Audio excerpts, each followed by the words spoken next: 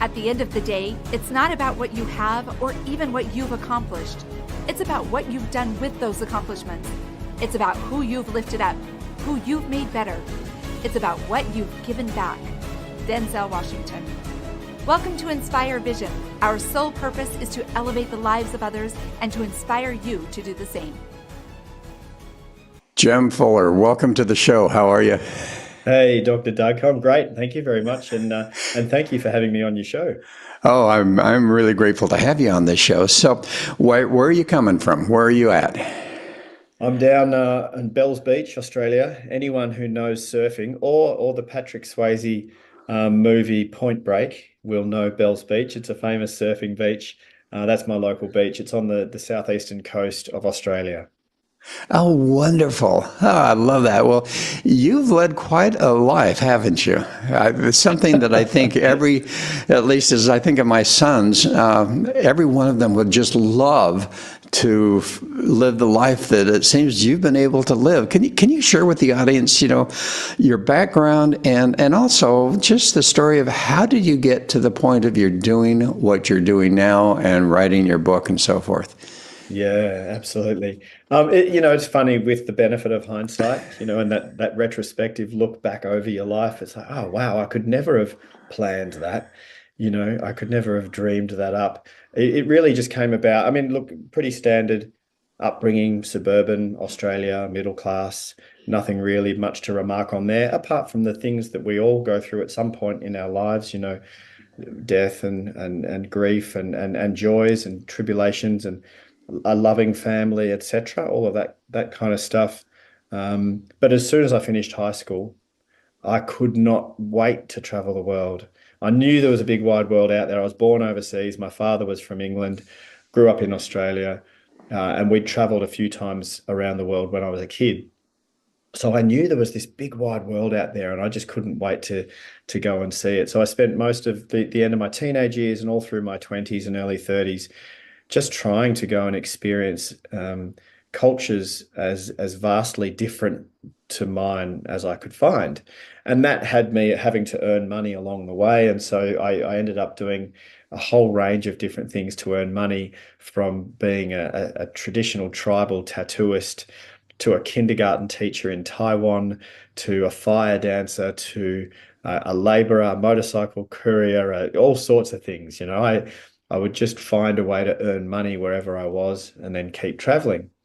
Then jump forward to my early 30s, had fallen in love, got married, became a father, and realized that I didn't have a career nor any qualifications. I had a few books worth of experiences and good stories, but no way of feeding the young people, my kids. So I went and got a job with a travel company, an international travel company, because travel was what I knew. And I spent 8 years with them and ended up in senior leadership. So I went from being very alternative, dreadlocked, barefoot, tattooed backpacker, and ended up in a suit and tie and running quite a large division of a multinational. And incidentally, through the corporate pressure to drive net profit growth quarter on quarter on quarter, which any of your listeners who are in the corporate world understand that pressure, I moved away from my own core values and did what I thought I needed to do to be successful in that world, but ended up becoming really unhappy. And then in my early 40s, I was lucky enough to have what people call a midlife crisis. For me, it was a midlife awakening of sorts. I lost my job, lost my marriage, lost my house, lost everything. I really hit rock bottom. I kept my two sons in a 50-50 week on, week off arrangement. So I had my two boys, but really had to start all over again. And that's when I started on this current chapter, which has been the last 12 years of my life, of building my coaching practice, working as a leadership coach primarily, but then also over the last 10 years running retreats in some of my favorite places around the world, in the Himalaya of northwestern India, in Bali, in the deserts of Australia. So running those retreats, writing books, TEDx talks, all the bits and pieces that come with someone who's on a mission to try and share a message. So I'm curious about those retreats. Are they mainly business oriented or are they more personal oriented? It's personal development for professionals. is what Okay. it is. So it's within the professional context. Business owners come away on this leadership retreat, and the content and the models and the implementations that I teach and share are completely applicable to going home to your business or your organization in the context of leadership. But at the same time, it's very much about your own personal development, because that sits at the core of your ability to be a good leader. Well, and it's interesting when I was doing some consulting with small businesses, one of the comments that I'd make is whatever we're going to teach you here in business also is going to apply to life, or Yeah, vice versa. yeah, Let's figure out what's going on in your life, because that's going to be affecting and representing your business. So, I'm going to really enjoy talking about your book and literally, the heart of what is it? The heart of conscious communication, and I love that word. But I also love what you talked about, how you found yourself in a situation where you were not being true to yourself. It was almost a duality of your life. And do you get into that at all as you're working with these people and talking about how do you literally become who you really are, rather than who you think you need to be, or who the environment or society or work or whatever says you need to be? yeah. Yes, I do. It's where we start actually. On the retreats, there's four conversations that I facilitate, and the first one is about it. It starts with you and coming back to your authentic self, rediscovering that. I believe we already know that inherently, but maybe not consciously, and a lot of people haven't, allowed themselves the time to sit and contemplate who they are, who they choose to be in terms of their character, not in terms of their job title or their relationship title, but what's important to them in terms of who they aspire to be. These are our core values, and how that can inform our sense of identity rather than, the roles that we play. And then also, if for leaders, and within the context of leader, we talk about authentic leadership. And I think it's really useful for leaders to understand that they shouldn't try to be more like anybody else. They shouldn't try to be more like that leader over there. What they should be actually doing is understanding the best version of themselves and who they aspire to be, and be that as a leader. So how deep do you get into this concept of our environment, our perception, our life is literally a representation of those subconscious as well as some conscious, subconscious Mm, as well as some conscious mm, beliefs and environmental effects and so forth, to where as we start to communicate, we find that sometimes we communicate in a way that it's not really us because of those environmental subconscious beliefs and so forth that mm. affect us. And also sometimes as we're doing it in a perhaps reactive way, we're really doing it not as who we truly are, but as who we have been created to become by our environment, our Yeah, family. yeah. I love this. I find this fascinating, and more than just fascinating, this topic that you've brought up, Dr. Doug, I also find it really useful to think about, and then to practice in terms of, so we've been brainwashed into a sense of who we think we are, right? Largely by our environment and what's been going on around us, and what we've been taught and what we've been told. Right. And this brainwashing, they're neural pathways that have fired so many times, they create like a neural highway. So there's a reflex thought that happens. This is our biases, our beliefs, our lenses. And these are happening, like you said, largely subconsciously and sometimes consciously, but they're firing of their own accord. What I'm fascinated about is how can we now, through expanding our awareness and some volition, some intention, choose some beliefs around self and our relationship with self and the world around us that are more functional, that are less limiting, and then run those and consciously brainwash ourselves to rewire ourselves to a more healthy version of sense of self, identity, ego, and therefore then a more healthy relationship with the life around us, the other people in our life and the world around us. So yeah, look, I find it fascinating. In my book, I go into it in a lot of detail. In the retreats, I serve the room. It depends on who's sitting in the room. So I'll bring up a topic and we'll explore the surface level of it. And if it's going to serve the people in the room to go deeper and deeper and deeper, let's go. And if not, then we'll go where we need to go. Well, and you use the word consciousness. There's the word mindfulness, and it seems like in today's society, for those that are really delving into that personal development, that self-development, that self-awareness, that those two words become very important. I know as I've read different books, for instance, A New World or A New Earth, Eckhart Tolle. I don't know if you've read that. I have He's read it, talking yeah. about consciousness. He's talking about ego and how literally we allow the ego to modify our lives rather than truly become conscious. Or, you talk about mindfulness, and Buddha talks about, part of those eightfold steps or eightfold path is to reach that area of mindfulness. And let's talk about that a bit, because in your book, I know you specifically use the word conscious communication.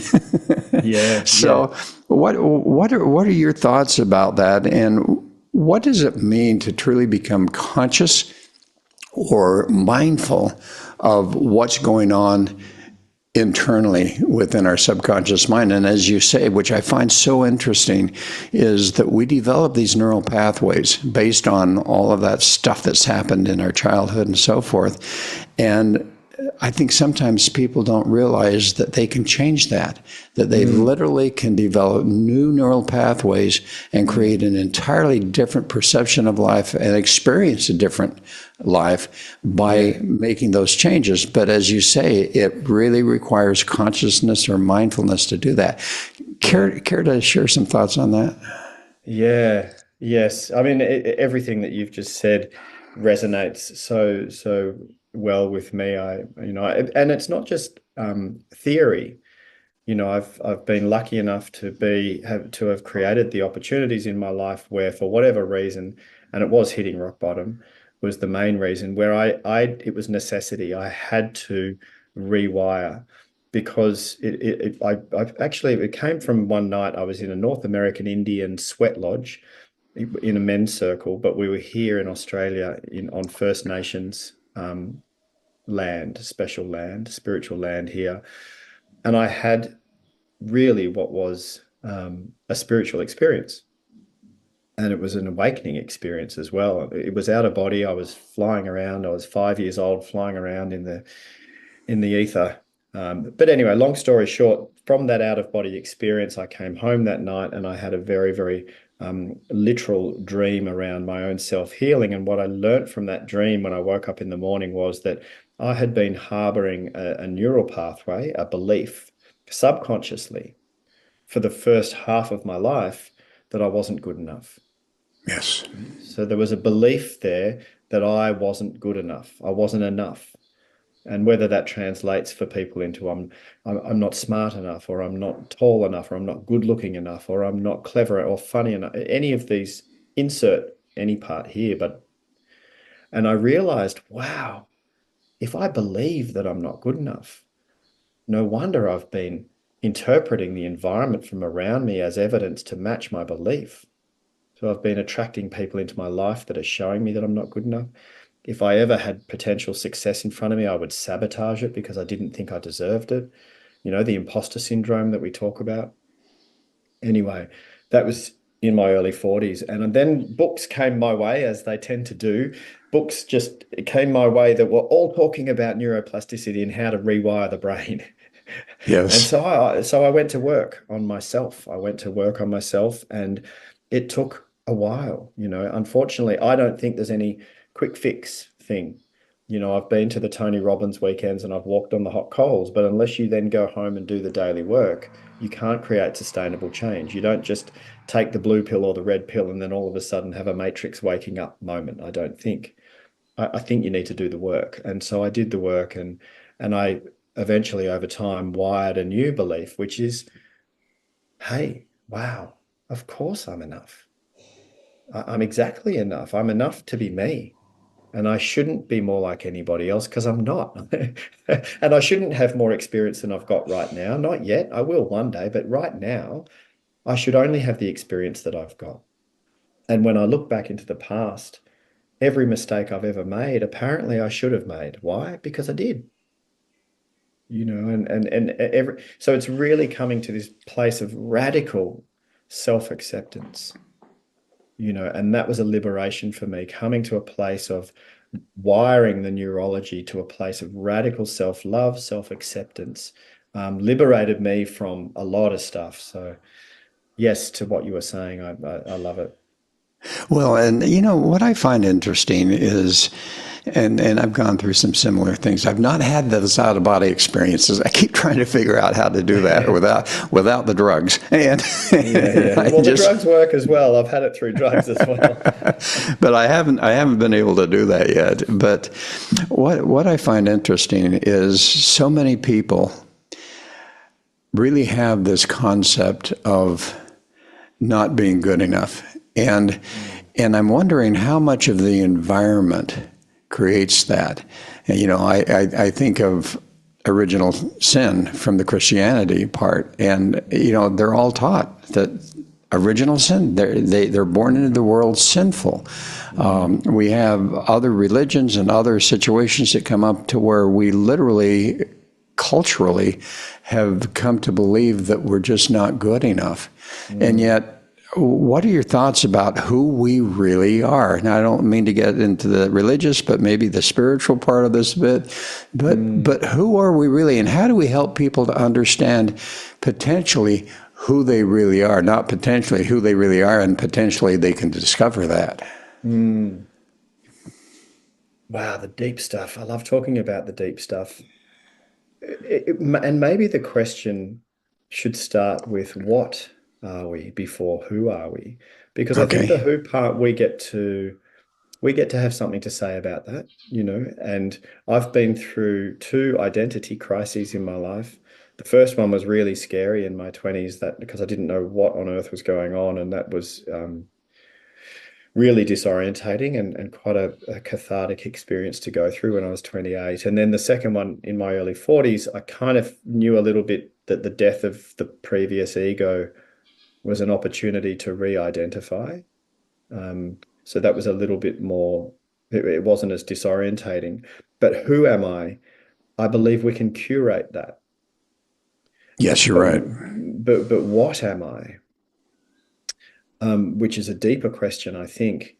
And this sense that we have of, so on one level, what am I? Well, I'm a biomechanical creature being, when I look at it in terms of being separate from everything else around me. But that's actually an illusion, that we're separate, that I'm a separate creature from everything around me is an illusion, because I am actually intrinsically and inseparably a part of the greater system. We're all breathing in and consuming our environment. When you and I are sitting in a room together and someone walks through the room with a bouquet of flowers and we both smell the flowers, we're actually ingesting particles of those flowers. And so we are of the same stardust, very literally. And it seems more real to me that we're all connected and we're all, quote unquote, one. We're all part of the greater system. That seems more literally true to me than the illusion that we're separate, which is what our egos would have us believe. So what am I? I believe I'm an intrinsic, energetic part of a non-physical allness that manifests in physical reality in terms of energy spinning fast enough to create the illusion of the physical world. But I believe that we're all part of a non-physical energy, and that's my spiritual understanding of things. Yes, and you can word that as spiritual energy. You can word that as God. You can, the whatever that happens to be, the universe. But I think that's so important to realize, is that we truly are of that entity. And it's interesting as you talk about how when someone brings in flowers and we both smell it, not only do we smell the flowers, we probably look at the flowers, we appreciate it, and so forth. But here's the interesting thing that comes to my mind, and you talked about it a little bit earlier.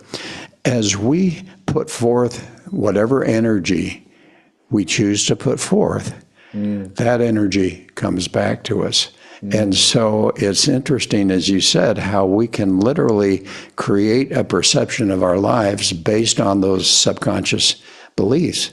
mm. And literally, then it comes back to us, as you were talking about, I'm not good enough, and therefore you self sabotaged, and Mm, things came your way to make sure that prove that you're not good enough. So, yeah. what a wonderful thing to be able to get to the point where you can understand, as you, and I like the word, what you are, Mm, whatever that happens to be in someone's spiritual understanding and, awareness.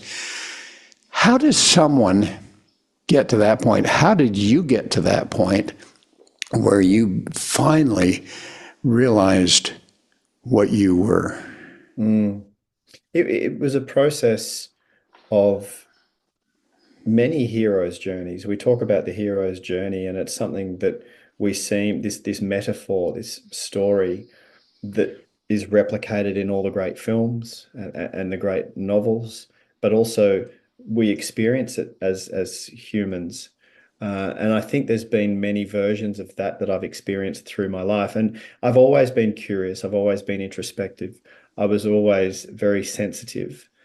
And when I was little, part of the environmental indoctrination to me not being good enough was that my father, who came from a different generation, World War II, working class, toughen up, harden up, suck it up, don't cry, be strong generation. And as a sensitive young boy who would cry and feel emotions, etc., he used to tell me, in not so many words, he would say to me that I wasn't good enough. Mm-hmm. So that's kind of where that came from for me. Um, but I was always sensitive and curious and introspective and also very expressive. I've been writing songs my whole life, songs and poetry. So there was a lot of reflection time. And then all of those travel years through the 20s, I would spend a lot of time sitting in deep reflection and contemplation. So that was always there. I've always been very spiritual, very interested in that which we can't prove scientifically. I'm very fascinated by that. And there's a lot. Oh, There's a yes. lot that we can't prove scientifically. And I love science.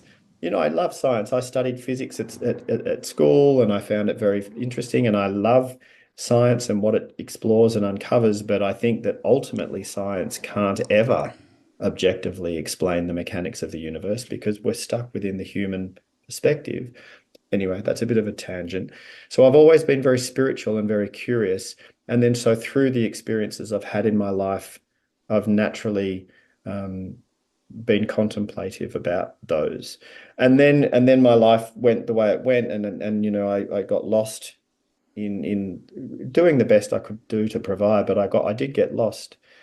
Lost as in I had to move away from my core values. I felt I was becoming someone that I didn't that wasn't my authentic self, and I didn't know that this was happening subconsciously. But then I started drinking too much alcohol. I was working hard, but I'd get up really early in the morning, work really hard, and then I'd come home and to cope with it all, I had young children and I'd kind of put them to bed and get on the booze and then get up the next day and do it all over again. And I was partying really hard and I was got sucked into this corporate world that I used to abhor when I was a younger person. I was anti-establishment. And I got sucked into this corporate world and I was flying in business class around the world and I was earning a lot of money and drinking a lot and partying a lot and and thankfully um thankfully the universe, me as in my relationship with the universe and vice versa, the universe thankfully spat me out of all of that very unceremoniously, and I must have in some way called that in because it's what I needed. But I lost my job, lost my marriage, lost the house, and turned around with nothing except a lot of debt and a drinking problem and a couple of young kids. And that was rock bottom for me. And I was like, wow, I really need to sort this out, you know. Well, and I think, it's interesting. I hope for the audience, and we all go through some type of situation. For you, it was rock bottom. Others, hopefully, they don't have to experience that. But many times, at least as I've been having the opportunity to interview a lot of people, it seems like that tends to be the case in many situations where they hit that rock bottom and suddenly that awareness comes in that that's not who they are. They've been playing that duality of life game, and that makes it tough. So I want to get into this conscious communication because I think that becomes so important as we start to develop ourselves and move forward with our consciousness, our mindfulness. What is the art of conscious communication, and how can it affect our relationships in your experience? Perhaps I could start with the most basic definition of the words that are the term conscious communication. So to be more conscious of anything is quite simply to be more aware of it. So the more conscious we are of something, the more aware of it we are. And communication comes from the original words for communication is the Latin word communicatio, which is the noun, which means literally a sharing. So communication is not a telling, it's a sharing. And the verb communicare, which means to make common. So communication is to make common. It's an understanding. And this is completely essential to us as a species. There's no way we would have been able to evolve off the savanna plains if we didn't figure out how to work in relationship, how to work in teams, how to work in social groups. That's been the reason we've been able to survive and thrive. And also sadly to our dysfunction as well is propagated through communication also. So there's the flip side to everything. But essentially the quality of our life is directly correlated to the quality of our relationships. Not how many houses you own or how many cars you drive or how much money's in the bank. That's not the quality of your life. It's the quality of your relationships. And the quality of our relationships is completely contingent on the quality of our communication. Well, it's so interesting because what I find, and I've really had the opportunity and blessing to study communication very deeply, and I totally agree with you that it is the effect of the quality of our relationships. And what I find interesting is we all get so caught up in communicating. And, and I've heard this story before, and it's true. It's even true of me. You're communicating to me, and as you're communicating to me, I'm trying to think of what I'm going to say next. So I'm not really hearing what you're saying and truly not really understanding what you're saying. Yeah, but you're in a role of service right now because this is your show and you're facilitating and you're hosting and you're doing this in a role of service. You're hoping to facilitate a conversation that might add value to the lives of others. So in that role of service, part of your responsibility is to be thinking about where am I leading this conversation and what will I be asking next? Whereas for me, it's probably a little bit easier because I'm being led by you and I'm being held by you, that it's easier for me in the moments where you're speaking to just completely listen and seek to understand and trust that when it's right, that there'll be something that I have to share or connect with you on. So it depends on our role, but that's conscious communication. If we're conscious of our role in the communication itself, if we're more conscious of the other person, then we can be better in our part of that communication. Do you know what I mean? So it really depends. Yeah. Yeah. And, being here in Thailand right now, probably the greatest frustration I experience, to the point sometimes it just drives me crazy, is trying to understand. And I don't speak Thai, and most Thais around here don't speak English. Yeah. And so we end up using Google Translate. And what I find and what I have found having to do is when they say something, Google Translate isn't always that great. And all of a sudden it's like, okay, I don't understand. Can you reword that in a different way? And sometimes it takes 2 to 3 times to ultimately go, okay, now I understand. Yeah, And, yeah, how often does that happen when we're yeah, speaking our own language with someone yeah, that we really don't seek to understand? yeah, And therefore we get a communication, and our emotions immediately react to that communication, and that may not be really what they're saying. For instance, with the example with your dad, his communication to you, your interpretation of that communication was that you're no good, or you're yeah, not good enough. Okay. yeah, It would be interesting to go back as an yeah, adult now in time yeah, and find out what he really meant and what yeah. was Because the it was pro basis. 100%. What he meant was probably more like, "I love you so much, son, and if you can take my advice, you'll do better in life. Like I love you so much, and I want you to have every chance of a good life. So please take my advice. You need to toughen up. You need to man up." So yeah, yeah, 100%. When we don't, and it's interesting you mentioned the Google Translator. Because Google, in the search for yourself mindfulness program at Google, they developed a communication technique when there's two people who are disagreeing, or there's some conflict, person A and person B, and they take turns to speak. Person A says what they're trying to communicate. Person B doesn't speak, just listens. When person A is finished, person B then has the opportunity to repeat back to person A what they heard, right? Which is quite often not what they meant. And then person A says, "Oh, yes, you understood that bit, but that bit I didn't communicate it well enough. What I actually meant was," and it's like you said, the three times backwards and forwards until you actually understand what the other person meant. And that's a process that they do at Google. And the other thing that came to mind when you mentioned the Google Translator, I love Thailand, by the way. I've spent a lot of time in Thailand. It's my favorite cuisine in the world. Love Thai food. Anyway, my 20-year-old son last year, when he was 19, went off to travel around the world. Before he left, he said, "Dad, what do I do when I get to a foreign country and they don't speak my language and I don't know where to go?" And I said, "Mate, pull your iPhone out of your pocket." And he pulled it out. And I said, "Look what you've got." Dude, when I was traveling around the world, I had a big, heavy, Lonely Planet travel guide book that sat at the bottom of my backpack getting squashed. And we just used to figure it out. So anyway.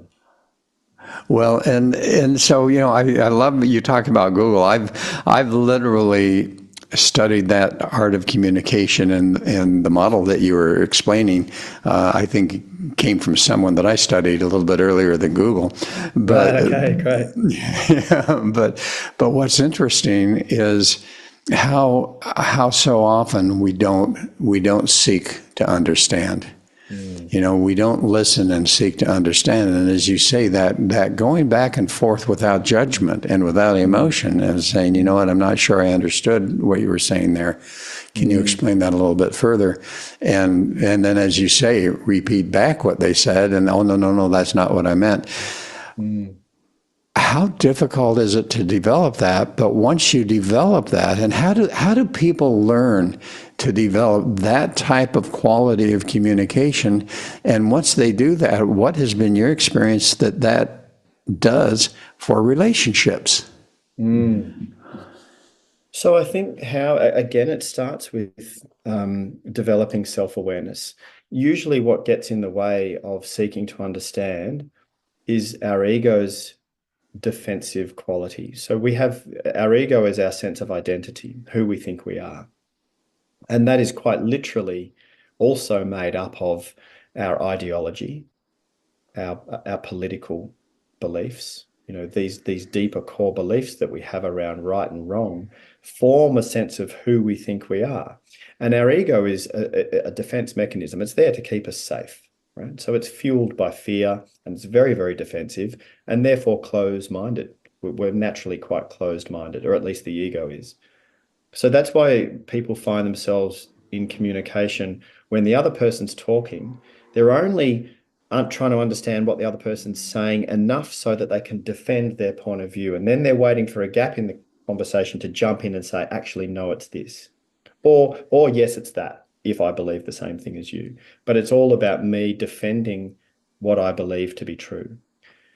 So I've noticed that over the years of practicing loosening your grip on how you think things should be or how you think things are, just relaxing your grip a little bit, and a practice of open-mindedness to alternative perspectives of experiencing life in other ways different to yours, and that you don't actually have anything to defend. Your life's not in threat. I mean, if there's a lion coming to eat you, your life's in threat. Right. Or if you're in a war zone, your life's at threat. But if you're just in a communication with someone in a different team in the organization that you work for, and they've got a different opinion to yours on a problem that you're trying to solve at work, your life's not a threat. So take a breath and let go of the need to defend your point of view. When you relax a little bit on that, then you can lean in a bit further and really try and seek to understand. Look, people ask me for practical applications of this. Here's one. Next time you're scrolling through social media and you see a post that is inflammatory to you. So you see a post and the clickbait is working because the post says something and your immediate triggered reaction is, no, I can't believe that. That's just not true. So you have an immediate reaction to this post. Notice that you've just reacted. Put your phone down, pause, close your phone for a second, sit there and contemplate your reaction and your beliefs around that, and then entertain possible alternative perspectives to that thing that you just got triggered by. Just entertain them. I'm not saying you need to change your mind eventually. You either will or you won't. But just the practice of opening your mind to alternative perspectives develops your ability to be open-minded. So the next time you're in communication with someone and they say something that you disagree with, rather than getting defensive and waiting to jump in, you might actually be going, oh, I'm curious. How did you come to think that? Yeah, and it's interesting when you can do that to the point where, as you say, sometimes you actually change your perspective a bit, or other times you may just smile at them and say, you know what, I totally understand where you're coming from. Yeah. And do I agree with you? No, but guess what? I agree to disagree, and I honor Yeah. the fact that what you believe is what you believe, and really being able to say that without any judgment. And you talk about ego. Ego is it's so amazing as we look what's going on in the world right now, and all the wars and all of these things going on. It has everything to do with ego. I am right. I have to be right. And what a blessing and what an understanding to realize that, we are not our ego. And if we can start to remove that ego, I know that Buddha talks about non-self. And, and as you've been talking, because I've always tried to figure out what's he really talking about there, as I've had a chance to study that. And now all of a sudden it kind of hits me. If we really realize that we're a non-self, it means that we're not allowing our ego to control our thought process or our lives or our reaction or anything else, that literally we have removed the ego. And once you do that, then it's amazing to me, the culture here, and it's fascinating how I've observed personally how you can say something that is totally opposite of what they believe, and they smile and say, I understand. And there's no ego or judgment there. Yeah. It's beautiful, isn't it? There's so much in Buddhism, and as I was living for years, living and walking and traveling around India, the more I understood those teachings, the more it just sat with my kind of intuition or my feeling. It's hard to explain, but I'd learn things from Buddhism and say, yeah, I kind of knew that. I kind of felt that in some way already, and it makes sense to me. So I'm not religious. I don't follow any particular religion. As we've already talked about, Dr. Doug, I am very spiritual. Yes. But if I had to align my ways of being to any particular religion, it would most closely be Buddhism for sure. Well, and I'm not a Buddhist either. I'm like you. I am so curious that when I get into an environment, I've got to study it, understand it, that whole thing.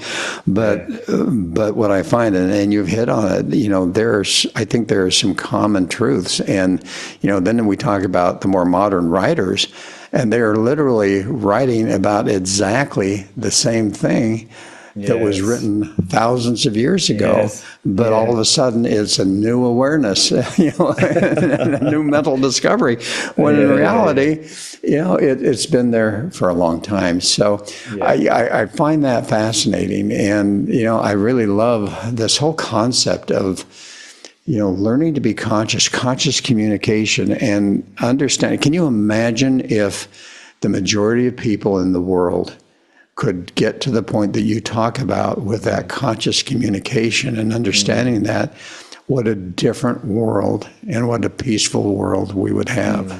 Oh, I do imagine it, and I don't know whether it will ever happen, but I do imagine it, and I strive to play my part to try and tip the scales of humanity in that direction. I really do.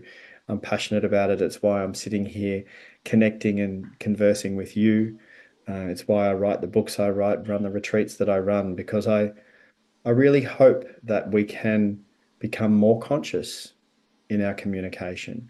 And rather than shouting at each other across the divides of difference, which has been propagated by the algorithmic movement online, where pro-vax and anti-vax are just shouting at each other, or pro-life and pro-choice are just shouting at each other, or cancelling each other, or all of this animosity, which is just such a shame to look at, because I don't believe it's actually a true reflection of humanity.